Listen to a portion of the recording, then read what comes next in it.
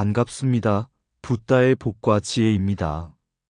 거친 말 한마디에도 마음이 흔들리고 작은 오해에도 상처받기 쉬운 세상 속에서 부처님께서 말씀하신 진리를 따르는 말은 꿀보다 달다는 가르침을 다시 떠올려 봅니다. 오늘 이 시간에는 선의의 비판은 듣고도 기분이 좋다는 주제를 통해 진정한 비판은 상대를 해치려는 것이 아니라 함께 더 나은 길로 나아가기 위한 자비심의 다른 이름임을 함께 나누고자 합니다.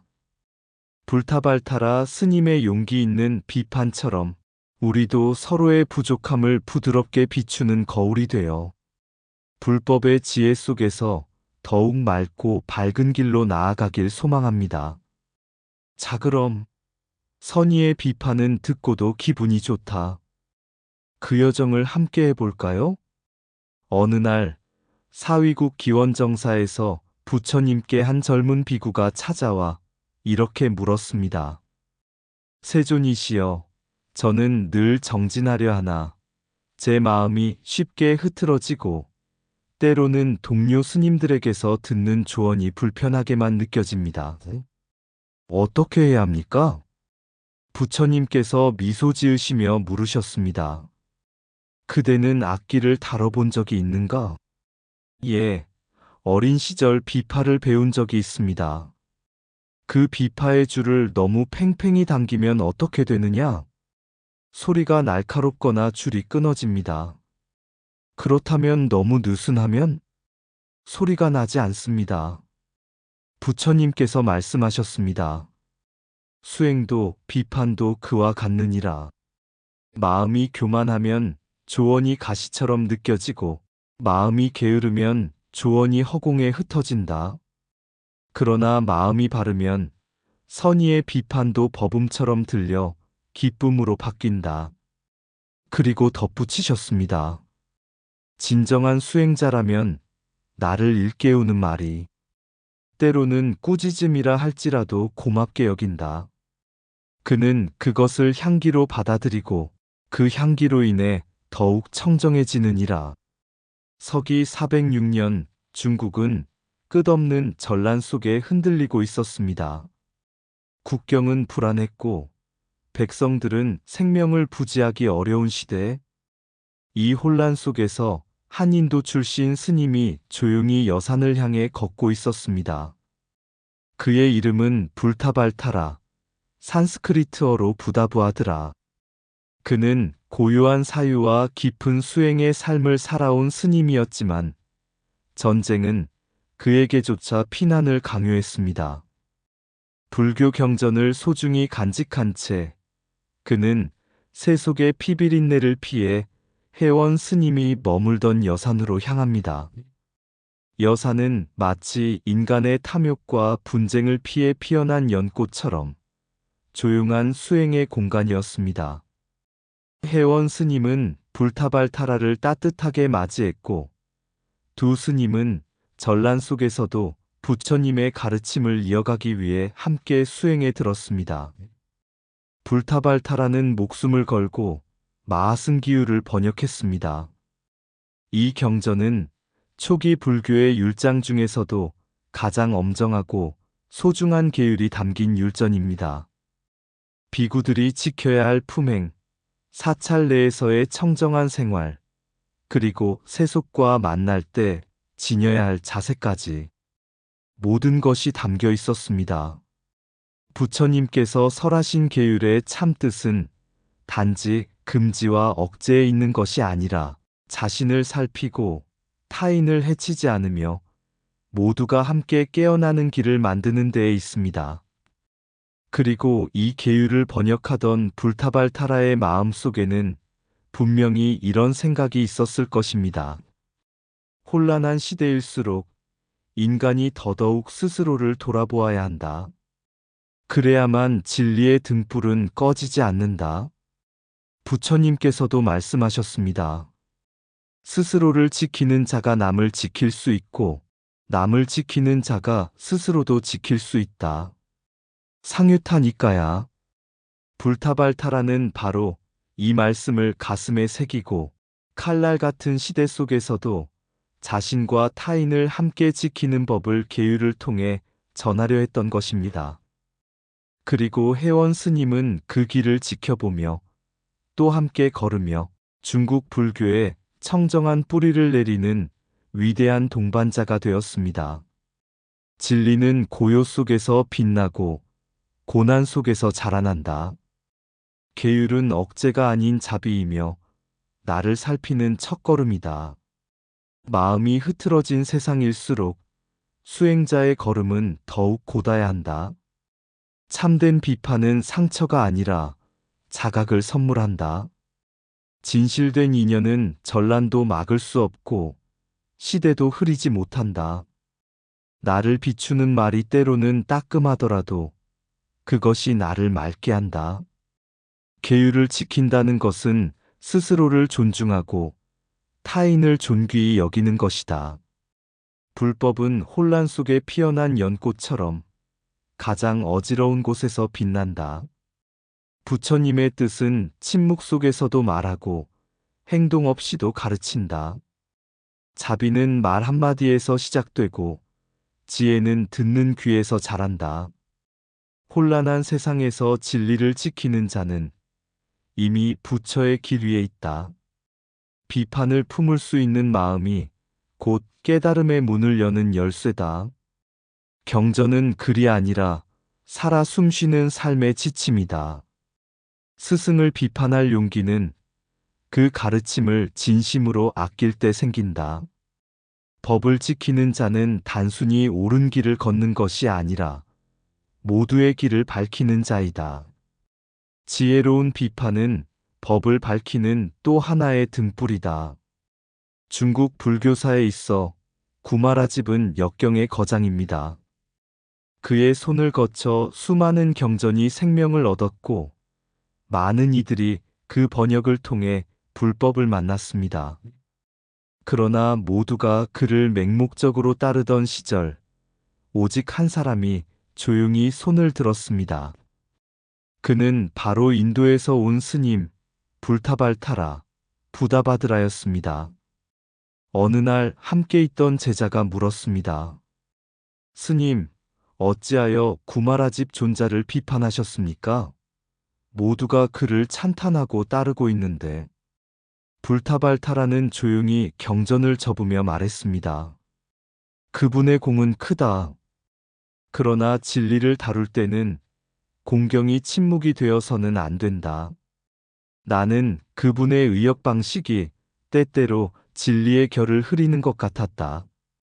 뜻은 매끄러우나 부처님의 본래 말씀에서 멀어질 위험이 있었기에 나는 용기를 내어 물은 것이다. 그 뜻은 과연 부처님의 본래 의도와 다르지 않은가? 라고. 그리고 덧붙였습니다. 비판이란 상대를 무너뜨리는 것이 아니라 진리를 다시 세우는 일이다. 내가 조용히 말을 아꼈다면 내 마음은 편했을 것이다. 그러나 나는 부처님의 말씀을 지키는 제자이기에 진리 앞에서는 침묵할 수 없었다. 부처님도 이렇게 말씀하셨습니다. 나를 보고 나의 말만 믿지 말고 그 말이 이치에 맞는지 법에 부합하는지를 살피라. 안구 따라 니까야. 부처님께서는 맹목적 숭배보다 이성적 검토와 지혜로운 질문을 더 귀하게 여기셨습니다. 그리하여 불타발타라의 비판은 단순한 시비나 부정이 아니라 부처님 말씀의 참된 뜻을 지키려는 책임의 표현, 그리고 후대의 불자들에게 참된 이해를 촉구하는 법의 외침이었습니다. 그의 비판은 결국 이렇게 말합니다. 사랑하기에 말할 수 있다. 진리를 위하기에 불편한 말도 감내할 수 있다. 비판은 상대를 꺾기 위한 칼이 아니라 진리를 밝히는 등불이어야 한다. 사랑하는 마음이 없다면 비판할 자격도 없다. 침묵이 지혜일 때도 있지만 진리를 지키는 말은 침묵보다 귀하다. 부처님의 가르침은 의심을 두려워하지 않고 질문을 환영한다. 용기 있는 비판은 깨달음의 또 다른 문이다. 공경은 눈을 감는 것이 아니라 더욱 깊이 바라보는 일이다. 참된 스승은 질문을 외면하지 않고 그 안에서 진리를 발견하게 한다. 사랑 없는 비판은 독이 되고 진리 없는 칭찬은 허상이 된다. 지혜로운 사람은 비판 속에서도 배움을 찾고 어리석은 사람은 칭찬 속에서도 교만을 키운다. 불편한 말이 때로는 가장 자비로운 가르침이 된다. 진리를 위한 비판은 때로 외롭지만 끝내 모든 이의 빛이 된다. 참된 불자란 부처님의 말씀조차 따져 묻는 용기를 지닌 자다. 거룩한 이름이라 하여도 진리보다 앞설 수는 없다. 겉모습은 공경이라 하나 진실을 감추는 침묵은 참된 공경이 아니다. 건설적인 비판은 허물 찾기가 아니라 함께 더 나아가기 위한 초대이다. 어느 날 한 젊은 스님이 자신의 스승을 향해 깊은 고민을 털어놓았습니다. 스승님, 저는 오래도록 존경해온 선배 스님이 계십니다. 하지만 그분의 가르침 중 일부가 부처님의 가르침과 어긋나 보입니다. 감히 그것을 지적하는 것이 옳은 일일까요? 불경스러운 일은 아닐까요? 늙은 스승은 조용히 미소 지으며 차를 한 잔 따르며 말했습니다. 너는 연꽃을 본 적이 있느냐? 예, 진흙 속에서도 피는 연꽃이요. 그렇지. 연꽃은 진흙에 뿌리를 내리되 진흙을 탓하지 않고 스스로 피어오른다. 그러나 연꽃을 지키려면 진흙 속 썩은 물도 걸러내야 하느니라. 이어서 스승은 부처님의 말씀을 인용했습니다. 법을 따르는 자는 나를 따르는 자요, 나만 따르는 자는 법을 잃는 자다. 티가 니까야. 부처님께서는 나의 말이라 하더라도 반드시 이치에 맞는지 살펴보라고 하셨지. 선의의 비판이란 사람을 부정하는 것이 아니라 진리를 수호하는 것이야.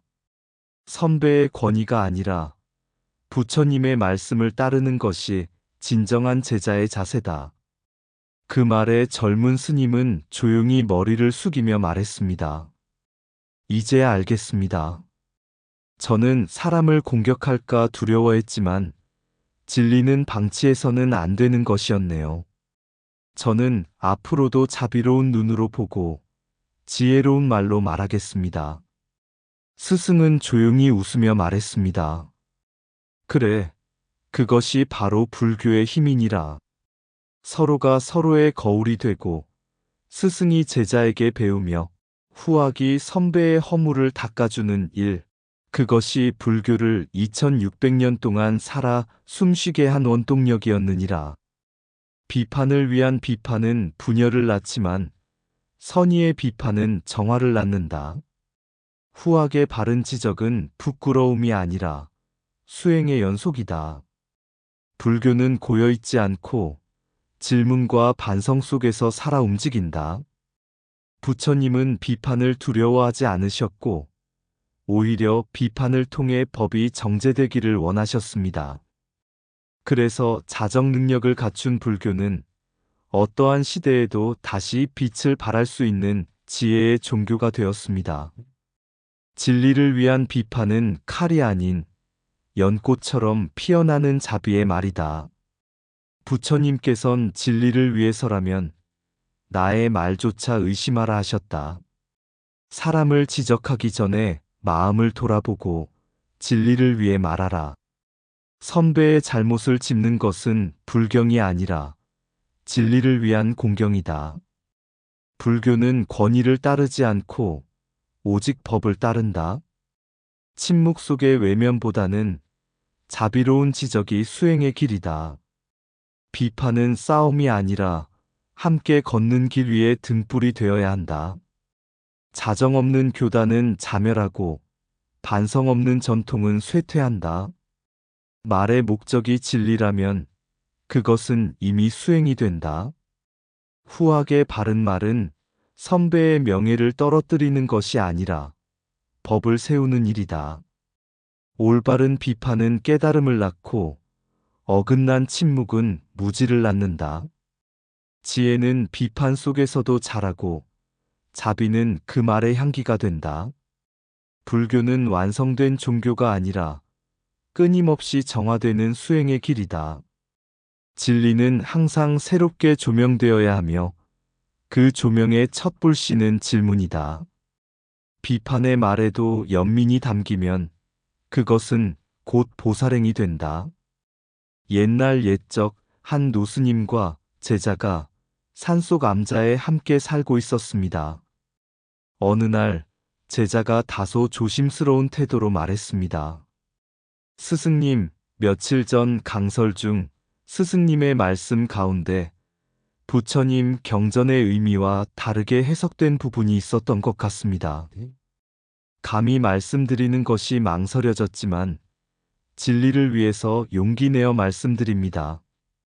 노스님은 미간을 찌푸리며 묵묵히 제자의 말을 듣더니 한참 후에 잔잔한 미소를 지었습니다. 너는 이제 진정한 수행자의 길에 들었구나.